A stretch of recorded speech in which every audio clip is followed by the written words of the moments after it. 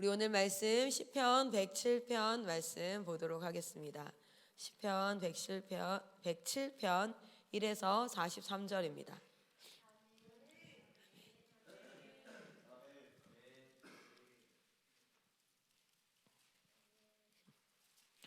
시편 107편 1에서 43절까지 저와 여러분이 한 절씩 교독하도록 하겠습니다. 마지막 절은 함께 읽도록 하겠습니다. 여호와께 감사하라. 그는 선하시며 그의 인자하심이 영원함이로다.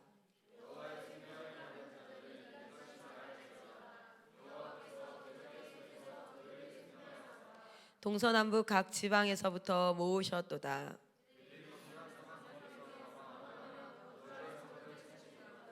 줄이고 목이 말라 그들의 영혼이 그들 안에서 피곤하였도다.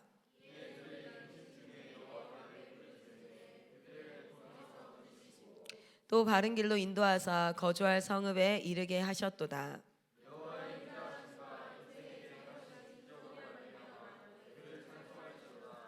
그가 사모하는 영혼에게 만족을 주시며 줄인 영혼에게 좋은 것으로 채워주심이로다.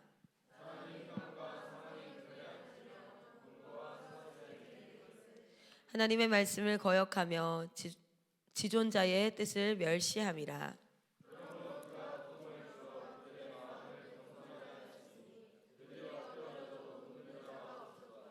이에 그들이 그 환난 중에 여호와께 부르짖음에 그들의 고통에서 구원하시되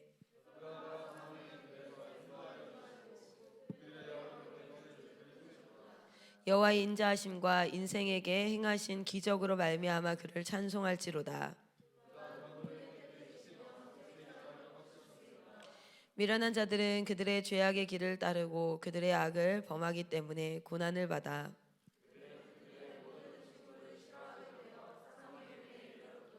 이에 그들이 그들의 고통 때문에 여호와께 부르짖음에 그가 그들의 고통에서 그들을 구원하시되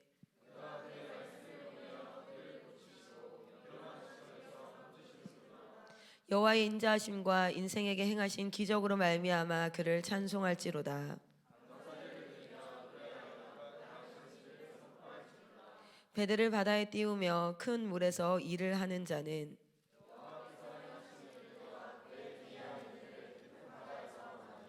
여호와께서 명령하신즉 광풍이 일어나 바다 물결을 일으키는도다.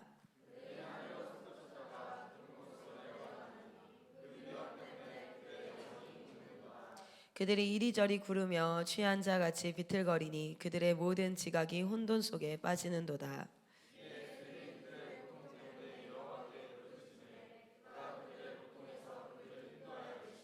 광풍을 고요하게 하사 물결도 잔잔하게 하시는도다.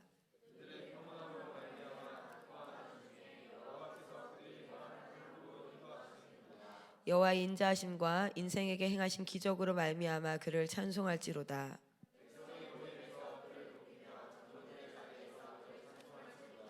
여호와께서는 강이 변하여 광야가 되게 하시며 샘이 변하여 마른 땅이 되게 하시며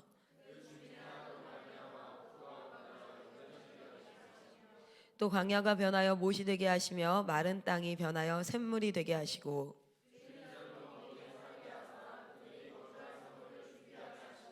밭에 파종하며 포도원을 재배하여 풍성한 소출을 거두게 하시며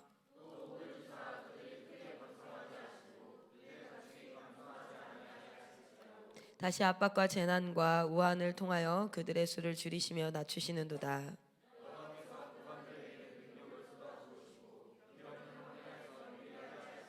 궁핍한 자는 그의 고통으로부터 건져주시고 그의 가족을 양떼같이 지켜주시나니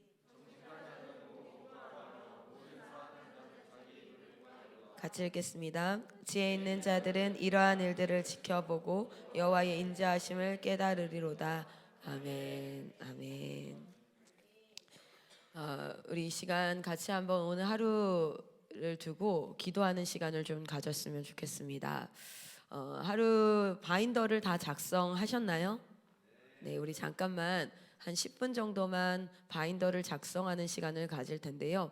그 10분 동안 찬양을 좀 틀어주시고 바인더를 다시 한번 작성하시면서 오늘 내가 해야 할 일을 작성하는 시간이 아니라 오늘 내가 하는 이 작은 일들, 저에게도 지금부터 시작해서 미팅, 그리고 뭐 회의록을 작성하는 거, 또 문서를 만드는 것도 있고, 오늘 뭐 포스터를 디자인 작업을 해야 되는 것도 있고, 또 사랑 선교사님이나 몇 분을 만나서 해야 될 회의들도 있고 이렇게 하는데, 제가 소망하는 것은 제가 하는 모든 이 일들이 하나님이 기뻐하시는 일이기를 소망하고요.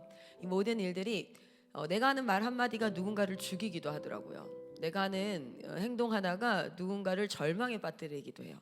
그런데 반대로 내가 하는 말 한마디가 누군가가 인생에서 새 힘을 얻게 하고, 내가 하는 행동 하나가, 내가 한 결정 하나가 누군가에게는 인생에서 굉장히 작지만 큰 기쁨을 주는 일이기도 하더라고요. 그래서 오늘 하루가 여러분, 그렇게 한 사람 한 사람이 내가 상황과 환경에 반응해서 행동하는 것이 아니라, 그냥 나는 이때 이런 행동을 했고 저때 저런 행동을 했어가 아니라, 예수를 믿는 사람이 전 세계의 10% 정도 된다고 해요.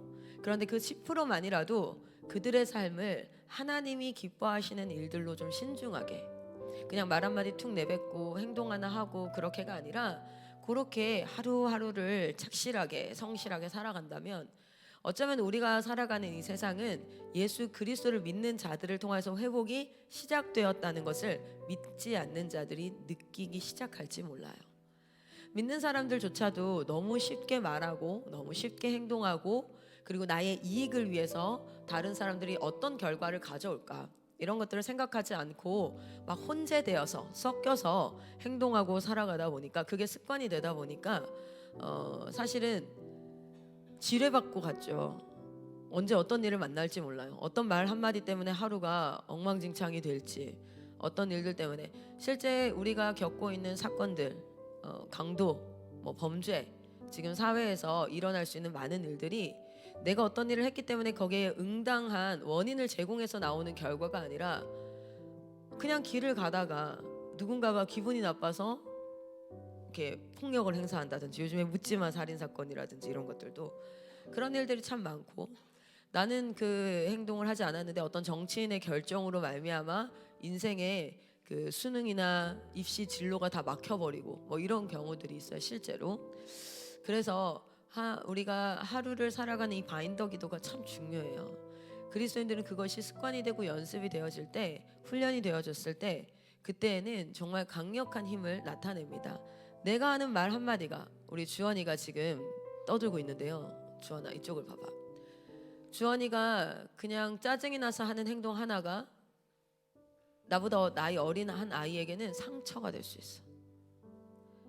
마치 주원이가 학교를 다닐 때 몇몇 아이들이 주원이를 놀렸던 것처럼, 그들은 그냥 했던 거야, 재미삼아.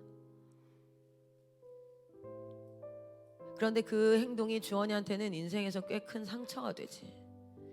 그런데 주원이가 그냥 했던 just, 왜 그랬어? 이러면은 그냥요 했던 그 행동이 누군가에게는 또 상처야. 그래서 우리는 서로에게 계속해서 불의의 병기, 불의라는 건 의롭지 않은 것에 쓰이는 병기, 무기예요. 사람을 죽이는 데 쓰이는 무기, 이런 것들. 사단이 누군가를 찌르고 누군가를 공격하는데 무엇을 쓰냐면, 사단이 직접 나타나서 하지 않아요. 사람을 써요. 여러분 상처 받았다고 해요? 트라우마가 있다고 해요? 그 모든 것들이 사단이 나타나서 한 거 있어요? 귀신이 나타나서. 다 사람이 했어요.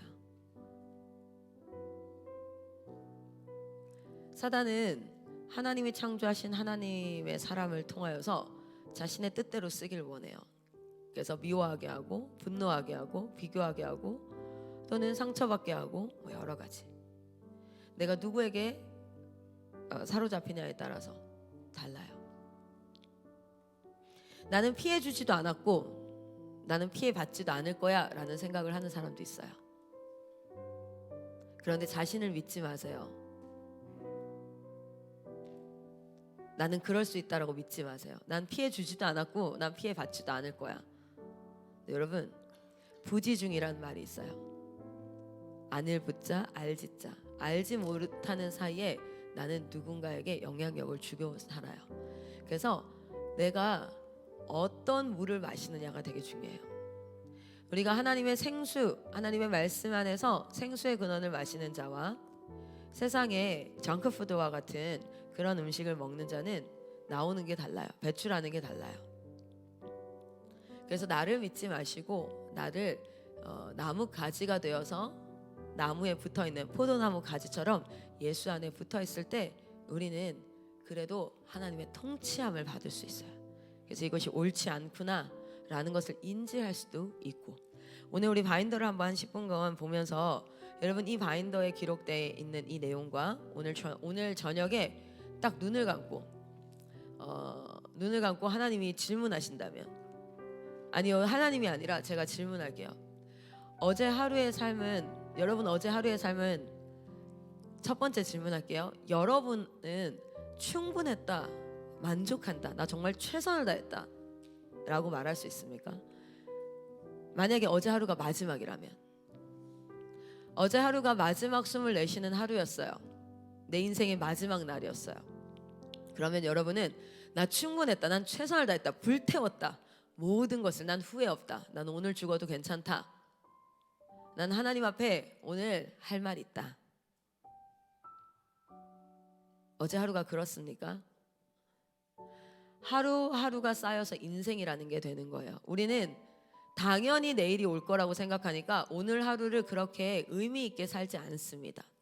그냥 평상시에 하던 걸 하면서 살아요. 내일 하면 되니까. 근데 아세요? 하루가 쌓여서 인생이 돼요. 그리고 그 하루의 열매들이 쌓여서 내 인생의 곡식 창고에 쌓여요.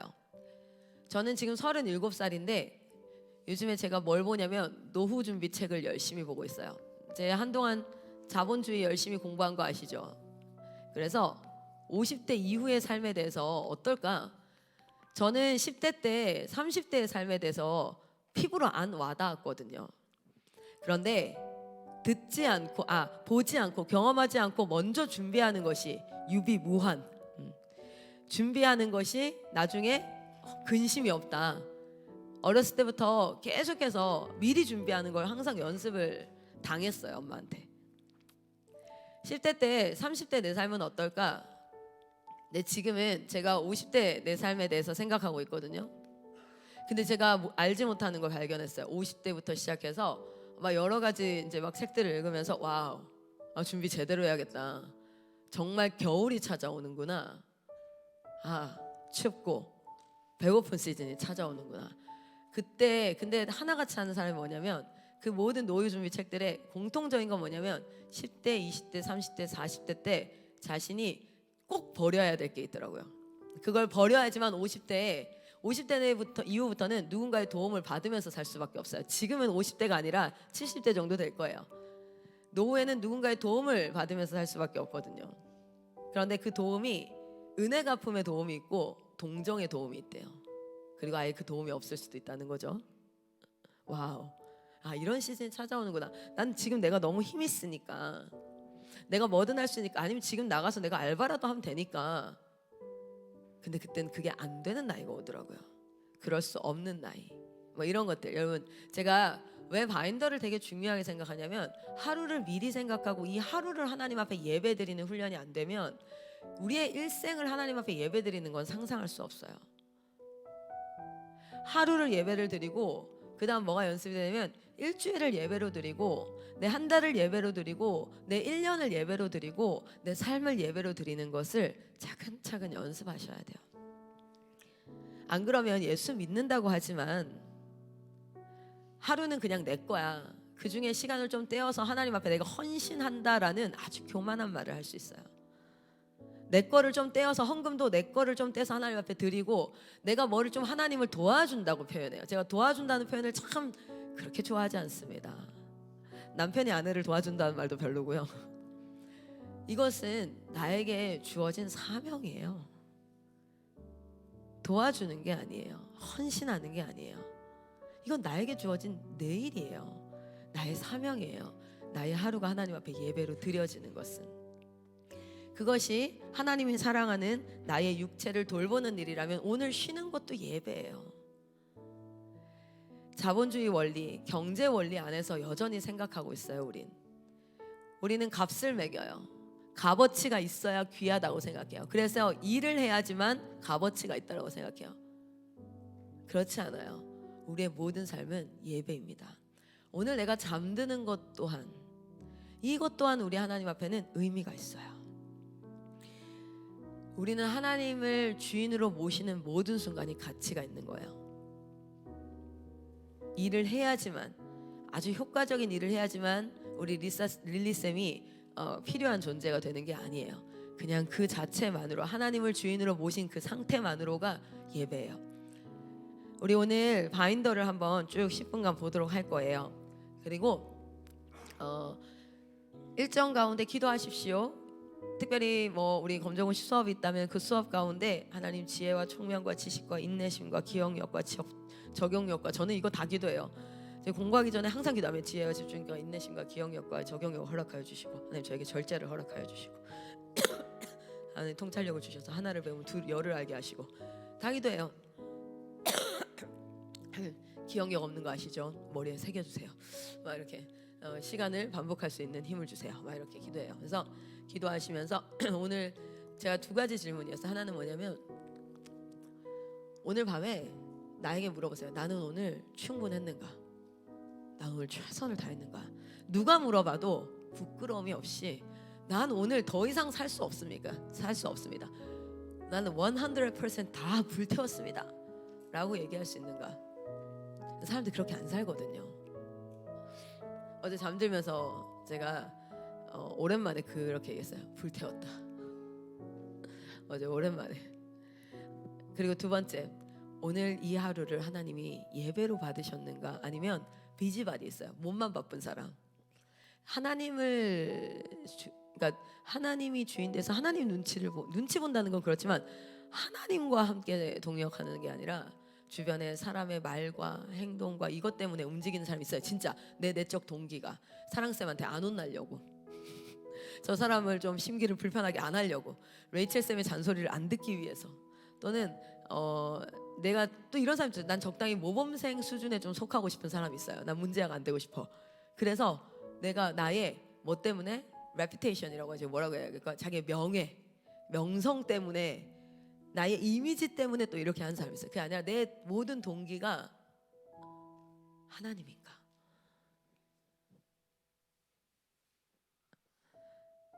예배라는 건 하나님이 주인이라는 뜻이거든요. 누가 주인인 상태로 그 시간을 살아냈는가요? 자, 우리 바인더 한번 보면서 이 두 가지 질문에 오늘 저녁에 예스, 아멘, 그렇습니다 할 수 있도록 기도와, 이건 하나님의 도움이 필요해요. 기도와 실제 바인딩을 해봅시다. 그리고 저는 할 수 있으면 좀 양으로 따지는 편이에요.